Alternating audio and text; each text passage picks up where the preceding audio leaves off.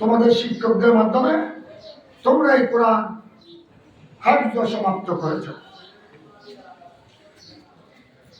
এই কোরআনের প্রথম কোরআনের শিক্ষা দিয়েছেন ডাইরেক্ট আল্লাহ। কাকে? আমাদের প্রিয় নবীকে। সুবহানাল্লাহ। এই কোরআনের মর্যাদা এত বড়। এই কোরআন আল্লাহ এত নবীগণ পাঠিয়েছেন পৃথিবীতে, আদম ও সফিউল্লাহ থেকে ঈসা রুহুল্লাহ পর্যন্ত। কোন নবীর উপর এত বড় বড় নবী রসুল এসেছেন, কারো উপর আল্লাহ কোরআন অবতীর্ণ করেন নাই। তাই তোমাদেরকে এই কোরআনে পাকের মর্যাদা রক্ষা করতে হবে। তোমরা সবসময় পাঁচবার নামাজ ঠিকভাবে পড়বে, আর নিয়মিত আল্লাহর কোরআন তেলাওয়াত করবে। কোরআন শরীফ মুখস্থ করার পর ভুলে যাওয়া এটা গুনাহের কবিরা। কোরআনে পাক হিফজ করে ভুলে যাওয়া এটা বড় মারাত্মক গুনাহ। যারা আল্লাহর কোরআনকে সম্মান করে না, আল্লাহর কোরআনের প্রতি ভক্তি আদব যাদের কাছে নাই, সব সময় নিয়মিত আল্লাহর কোরআনকে আদবের সাথে তেলাওয়াত করবে না, এই কোরআনের আমানত তাদের সিনায় থাকবে না। এরা কিছুদিন পর কোরআনে পাক ভুলে যায়। আমি হাফেজে কোরআন না হলো অনেক হাফেজে কোরআনকে দেখেছি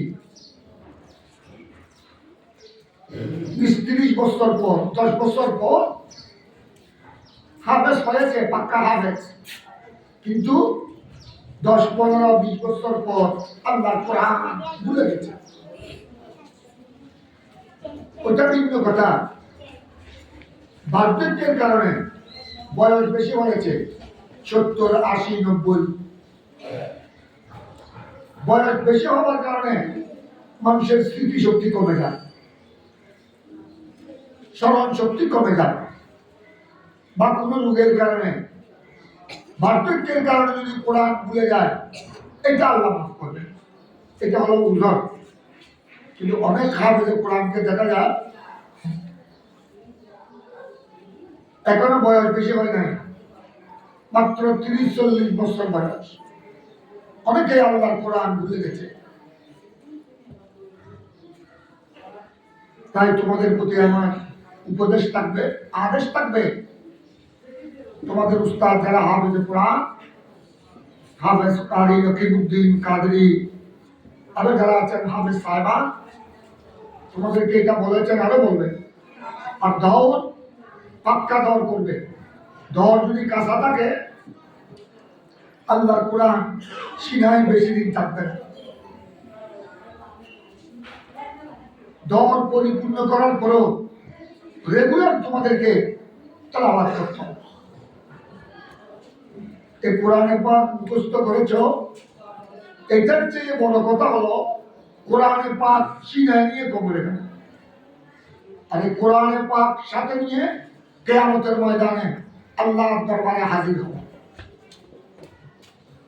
আমাদের জামে আহমদিয়া সুন্নিয়া হিফজ বিভাগের প্রধান শিক্ষক ছিলেন, ইন্তেকাল করেছেন। আমরা সবাই ওনাকে বুড়া হবে সামুল বলতাম। উনি জামে মসজিদের ইমামতি করেছিলেন। হাফেজ মুসা, হাফেজ আল্লাহ তাদের বাবা। ওনাকে অনেকেই বর্মাইয়ের হুজুর বলতেন, কারণ উনি অনেকদিন বর্মা ছিলেন, ওখানে তিনি হিফজ করেছেন। বড় বুজুর্গ হাফেজ ছিলেন, মুত্তাকি, আল্লাহ আশিক রাসূল।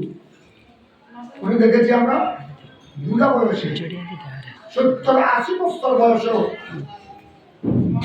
একটু আসরের নামাজের পরে জামিয়া থেকে বিবির হাট, এদিকে হুজুরের হাট, যখন একটু হাঁটাচলা করতেন, তখনও ওনার জবানে কোরআন থাকত।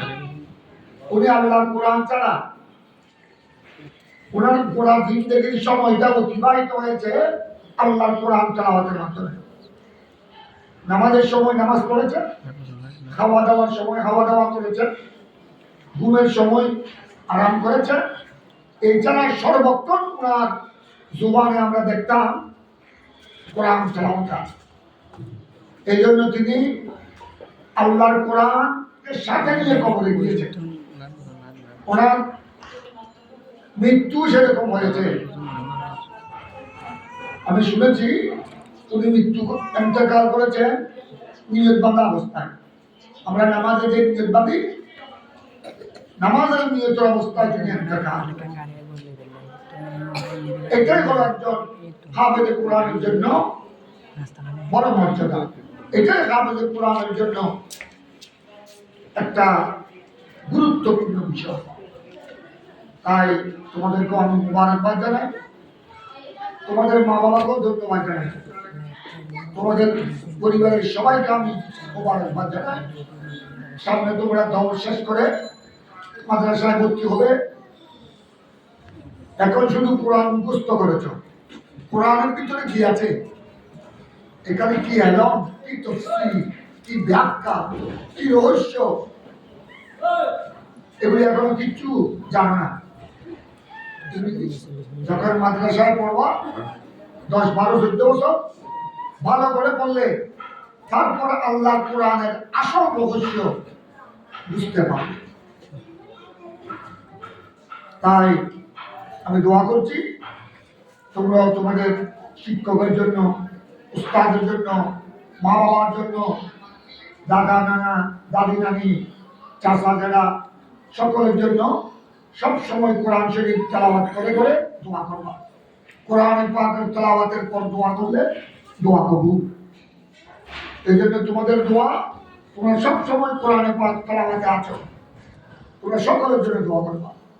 অভিভাবক, তোমাদের ভাই বোনাদের, তোমাদের আপনজন, যে মাদ্রাসায় তোমরা লেখাপড়া করেছো, কাদরিয়া, সুলতানিয়া, হিফজুল কোরআন মাদ্রাসা, এই মাদ্রাসার জন্য দোয়া করবা। শিক্ষকদের জন্য, মা বাবার জন্য আর শিক্ষকের জন্য দোয়া করতে কোনোদিন ভুলবে না। ইমামে আজম আবু হানিফা রাদিয়াল্লাহু তাআলা আনহু, আমাদের ইমাম, বড় ইমাম, সবসময় মনে রাখে মা বাবাকেও স্মরণ করতেন, নিজের উস্তাদকেও স্মরণ করতেন। সুবহানাল্লাহ। এটা আমাদেরকে শিক্ষা দিয়েছে।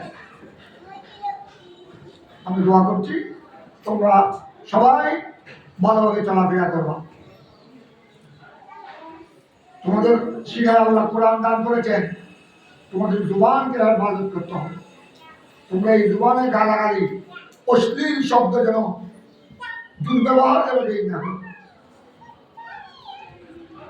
তোমাদের জুবানে থাকবে সবসময় আল্লাহ কোরআন। আল্লাহ আল্লাহ